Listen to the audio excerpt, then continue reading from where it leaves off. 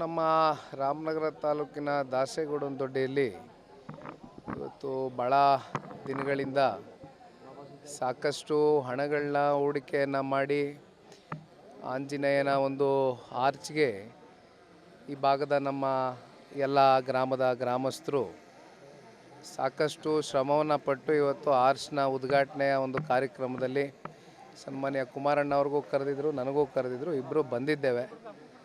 ಅದು ಬಿಟ್ಟರೆ ಬೇರೆ ಇನ್ನೇನು ವಿಶೇಷತೆ ಏನಿಲ್ಲ. ಇಲ್ಲಿಂದ KR ನಗರದಲ್ಲಿ ಒಂದು ಜನಗಳಿಗೆ ಸನ್ಮಾನ್ಯ ಕುಮಾರಣ್ಣವರು ಸಂಸದರಾಗಿ ಆಯ್ಕೆಯಾದ ನಂತರ ಭಾಳ ದಿನಗಳಿಂದ ಸನ್ಮಾನ್ಯ ಸಾರಾ ಮಹೇಶ್ ಅಣ್ಣವರು ಜನಕ್ಕೆ ಒಂದು ಅಭಿನಂದನಾ ಸಲ್ಲಿಸಬೇಕು ಅಂತಕ್ಕಂಥದ್ದು, ಜೊತೆಯಲ್ಲಿ ಕುಮಾರಣ್ಣನಿಗೂ ಕೂಡ ಒಂದು ಅಭಿನಂದನಾ ಕಾರ್ಯಕ್ರಮ ಏರ್ಪಾಡು ಮಾಡಬೇಕು ಅಂತಕ್ಕಂಥದ್ದಿತ್ತು. ಹಾಗಾಗಿ ಇವತ್ತು ಇಟ್ಕೊಂಡಿದ್ದಾರೆ. ಇಲ್ಲಿಂದ ಅಲ್ಲಿಗೆ ತೆರಳ್ತಾ ಇದ್ದೀವಿ. ಸರ್, ಈಗ ಜಿಲ್ಲೆಯಲ್ಲಿ ಮೈಕ್ರೋ ಫೈನಾನ್ಸ್ ಹಾವಳಿ ಜಾಸ್ತಿ ಆಗಿದೆ ಸರ್. ಒಬ್ಬ ಮಹಿಳೆ ಸೂಸೈಡ್ ಮಾಡ್ಕೊಂಡಿದ್ದಾರೆ, ಮತ್ತೋರ್ವ ಮಹಿಳೆ ಕಿಡ್ನಿ ಮಾರಿ ಮೈಕ್ರೋ ಫೈನಾನ್ಸ್ ಸಾಲ ಕಟ್ತಾ ಇದ್ದಾರೆ. ಈ ಪರಿಸ್ಥಿತಿ ಇದೆ ಜಿಲ್ಲೆಯಲ್ಲಿ.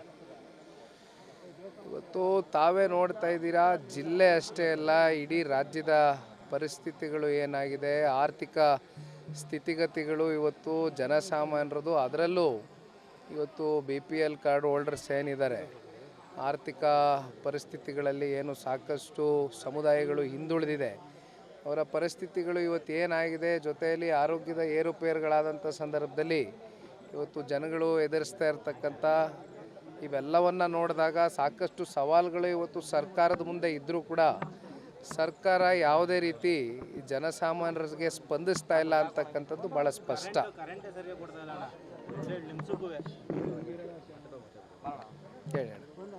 ಸರ್, ಈಗ ಇಕ್ಬಾಲ್ ಹುಸೇನ್ ಅವರು ಒಂದು ಇಡೀ ಗ್ರಾಮವನ್ನೇ ಖರೀದಿ ಮಾಡಿದ್ದಾರೆ ಅಂತ ಆ ಗ್ರಾಮಸ್ಥರು ಲೋಕಾಯುಕ್ತ ದೂರು ಕೊಟ್ಟಿದ್ದಾರೆ.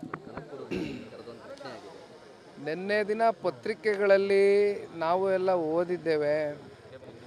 ಸಾಕಷ್ಟು ಇವತ್ತು ಈ ಭಾಗದ ಶಾಸಕರ ಮೇಲೆ ಹತ್ತತ್ರ 67 ಎಕರೆಯಷ್ಟು ಜಮೀನು ಇವತ್ತೇನು ಹಲವಾರು ವರ್ಷಗಳಿಂದ ಉಳುವವನೇ ಇವತ್ತು ಜಮೀನಿನ ಒಂದು ಒಡೆಯ ಅಂತಕ್ಕಂಥದ್ದನ್ನು ಇವತ್ತು ನಂಬ್ಕೊಂಡು ಸಾಕಷ್ಟು ಇವತ್ತು ತೆಂಗನ್ನು ಹಾಕಿರ್ತಕ್ಕಂಥದ್ದು ಇರ್ಬೋದು. ಈ ರೀತಿ ಸಾಕಷ್ಟು ಕೃಷಿ ಚಟುವಟಿಕೆಗಳು ಮಾಡಿ ಪ್ರತಿನಿತ್ಯ ಅವರ ಜೀವನವನ್ನು ಬದುಕನ್ನು ಕಟ್ಕೊಳ್ತಕ್ಕಂಥದ್ದು, ಜೀವನವನ್ನು ಸಾಗಿಸ್ತಕ್ಕಂಥ ರೈತರಿಗೆ ಇವತ್ತು ಈ ಭಾಗದ ಶಾಸಕರು ಹತ್ತತ್ರ 67 ಎಕರೆಯಷ್ಟು ಜಮೀನು ಇವತ್ತು ಅವರಿಂದ ಯಾವ ರೀತಿ ಲಪ್ಟಾಯಿಸಬೇಕು ಅಂತಕ್ಕಂಥದ್ದು ಭಾಳ ಒಳಗಡೆನೆ ಒಳಸಂಚು ನಡೆಸಿ ಇವತ್ತು ಅದೆಲ್ಲ ಬಹಿರಂಗವಾಗಿ ಇವತ್ತೇನು ಪತ್ರಿಕೆಗಳಲ್ಲೂ ನಿನ್ನೆ ದಿನ ನಾವೆಲ್ಲರೂ ಓದಿದ್ದೇವೆ.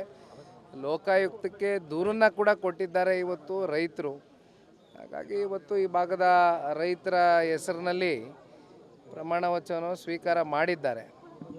ಆದರೆ ಇವತ್ತು ಏನು ಮಾಡ್ತಾ ಇದ್ದಾರೆ ಈ ಭಾಗದ ತಾಲೂಕಿನ ಜನತೆಗೆ ಅಂತಕ್ಕಂಥದ್ದು ಬಹುಶಃ ಮುಂಬರ್ತಕ್ಕಂಥ ಚುನಾವಣೆಗಳಲ್ಲಿ ಜನ ಇದನ್ನು ಮನಸ್ಸಿನಲ್ಲಿ ಇಟ್ಕೊಂಡು ಉತ್ತರ ಕೊಡ್ತಾರೆ ಅಂತಕ್ಕಂಥದ್ದು ನಾವು ಭಾವಿಸ್ಬೋದು. ಗ್ಯಾರಂಟಿ ನ್ಯೂಸ್, ಸುದ್ದಿ ಖಚಿತ, ನ್ಯಾಯ ನಿಶ್ಚಿತ.